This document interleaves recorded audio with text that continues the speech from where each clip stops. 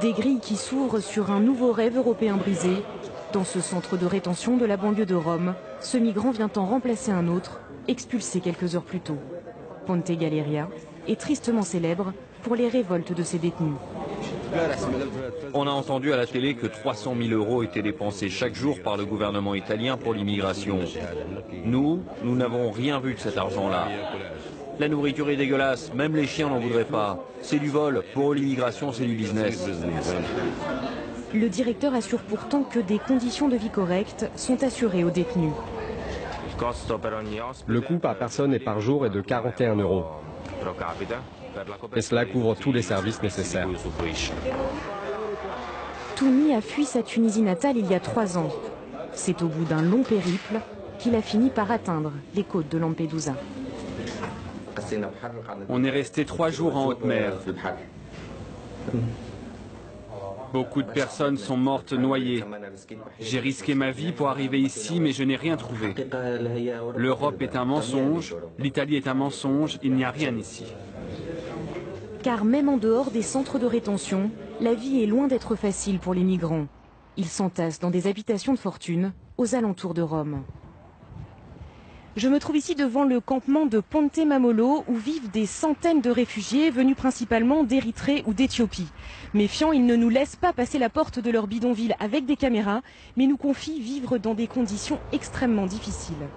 Autre exemple, le Salam Palace, cet ancien bâtiment universitaire transformé en squat. Ici, les migrants viennent pour beaucoup de la Corne de l'Afrique. La plupart a obtenu le statut de réfugié politique.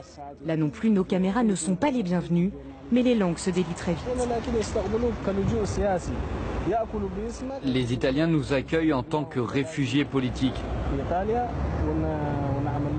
Ils prétendent nous fournir des logements et financer nos études, alors qu'on dort sous les ponts. Près de 50 000 clandestins ont accosté en Italie en 2013. Face à cet afflux, le ministre de l'Intérieur a appelé l'Union européenne à un partage des responsabilités. L'Italie dépense environ 9 millions d'euros tous les mois pour sauver les migrants. Nous ne savons pas combien de temps nous serons capables de supporter ces coûts et l'UE ne peut se détourner de cette question. Avec l'agence Frontex, l'UE aide la péninsule à surveiller ses frontières. Depuis les naufrages de fin 2013, l'armée italienne vient au secours des bateaux de migrants en Méditerranée. L'opération Mare Nostrum coûte certes 9 millions d'euros par mois, mais cela fait partie du budget de la marine militaire. Il faut rappeler que notre armée n'est impliquée dans aucune guerre actuellement. Dans ce cas précis, le budget de l'armée est utilisé pour des motifs humanitaires. 224 millions d'euros seront alloués jusqu'en 2020 à la surveillance européenne des frontières. Mais pour l'extrême droite, la facture reste trop salée pour l'Italie. La politique du gouvernement n'est pas une politique de contrôle de l'immigration. Nous sommes confrontés à une invasion incontrôlée. Cette invasion incontrôlée ne suscite absolument aucune aide, même de l'Union européenne. Ce député de centre-gauche, d'origine marocaine, connaît bien la situation des migrants. Il a passé plusieurs jours à leur côté à Lampedusa. Pour lui, la solution se trouve de l'autre côté de la Méditerranée. Nous ne disons pas qu'il faut accueillir tout le monde, car ce n'est ni normal ni possible. Mais il faut des politiques qui incitent à plus de coopération et de soutien économique aux pays du Sud. En attendant de trouver une solution durable, l'urgence persiste. Dans une Italie en proie à une crise économique profonde, certains migrants dépendent d'associations pour manger et se soigner. Malgré tout, certains d'entre eux continuent de croire en leur rêve européen.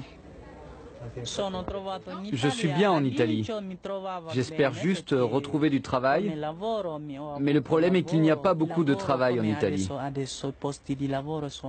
alors que les migrants sont nombreux.